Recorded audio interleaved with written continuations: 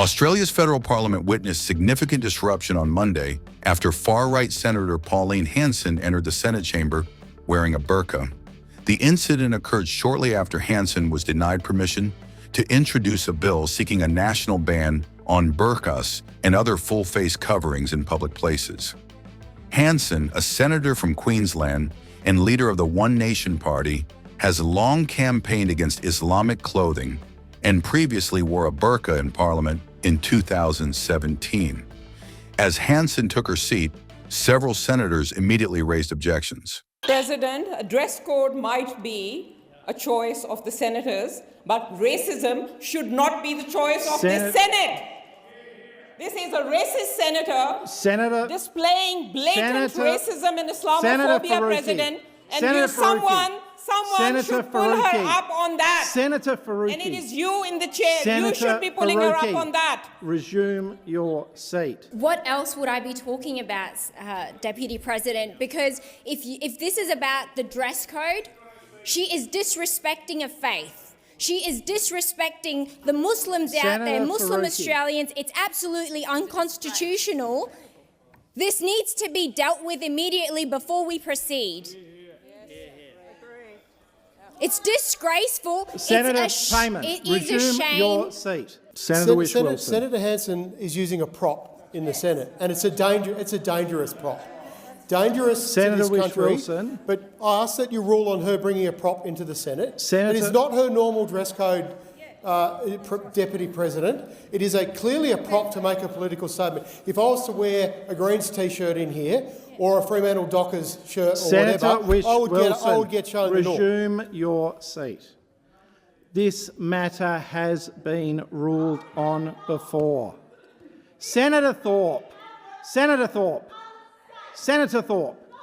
resume your seat. Because clearly what has happened today is not a genuine demonstration of faith. In fact, it is the middle finger to people of faith. It is extremely racist and unsafe, and I would like you to reconsider your earlier ruling that it is not appropriate in this Senate to draw attention to a religion that this person does not even subscribe to. It is an insult, and it must be against the standing orders. I would like you to review your earlier ruling. Senate President Sue Lines eventually issued a directive for Hanson to remove the burqa or leave the chamber.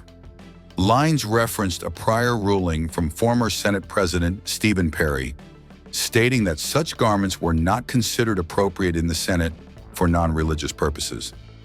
Lines told Hanson she risked suspension if she refused to comply. I intend to uphold the ruling of Senator Parry and ask Senator Hanson to remove herself from the chamber and remove the clothing and come back dressed appropriately, or risk suspension, and she certainly will not be heard if she doesn't remove herself from the chamber. Thank you, Senators. I am advised that because we are on a point, Senator Hanson, you will not be heard. Senator Hanson, you will not be heard. Senator Hanson, you will not be heard. I've repeated the order that Senator Parry gave, and I understand. Senator Hanson, I'm going to call on the Leader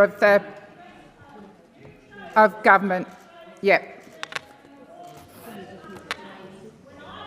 I would ask that we move to the next item of business, President. Yes. Please suspend till the ringing of the bells. Hanson declined to remove the garment and continued to argue with the chair.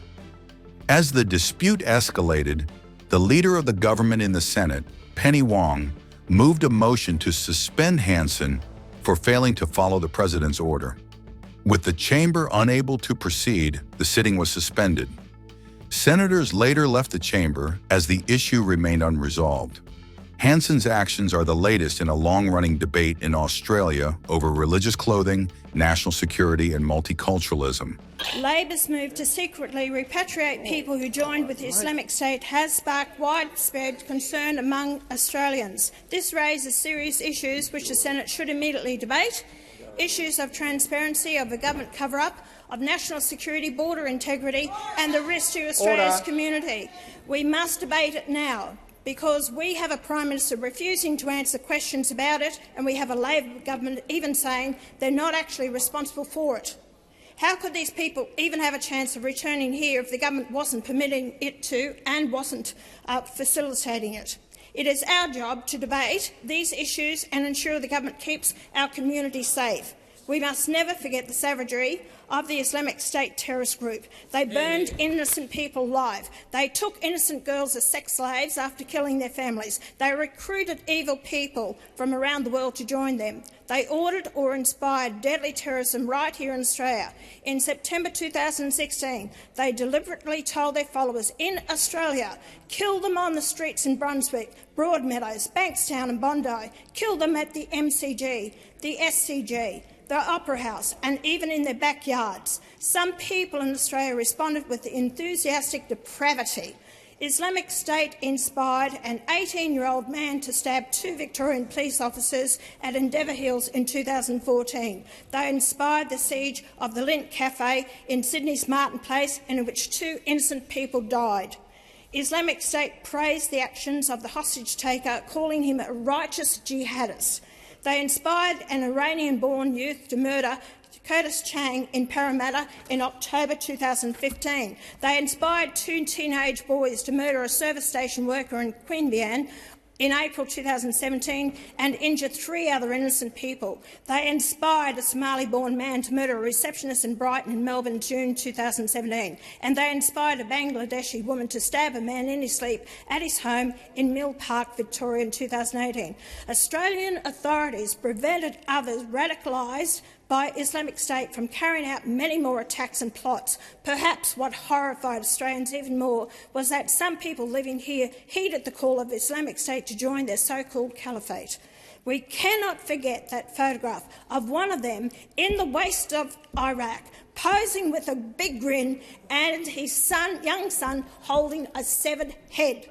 The very idea that anyone from Australia who joined in this lunacy should be allowed to come back is just as depraved as the Islamic State was. Yet it's already happened. The coalition let it happen first in 2019, repatriating the family of that same terrorist grinning with his son and a severed head. Labor repeated this shame in October of 2022, and now Labor is doing it again, cloaking the move in secrecy because what it is doing is shameful, reckless and directly risking the safety of Australians in their own country. What these Labor and coalition governments have done is say that people can join a savage terrorist group, commit the most depraved acts of murder, and you'll be forgiven. You'll be brought home and reintegrated into Australian society. You'll be allowed to have more children and radicalise them. Here's what the message from Hamas terrorists, a local imam, gave at a pro-Palestine rally last year. I ask you to continue all the actions that you started 1 year ago and do not stop until we see the crumbling of the Zionism and the end of the Israeli forces. How can anyone possibly believe that people exposed to the savagery of Islamic State do not pose a risk in Australia? Where are our guarantees these enemies will be monitored, surveilled and restricted to ensure that risk is minimised? These people should not be released into our suburbs and our towns. They should have been left where they are, in the place they choose to go to join Islamic State. They must be brought. If they must be brought here, which I totally oppose any of them coming into this country, then they must be put in prison, never allowed to know freedom again. For those of you in this chamber unfamiliar with the concept, these are known as consequences. Isn't it quite interesting to hear people on the other side, how you actually relate to this? So un-Australian are the Greens. They are so un-Australian. They do not support this. Senator Hanson, please resume your seat.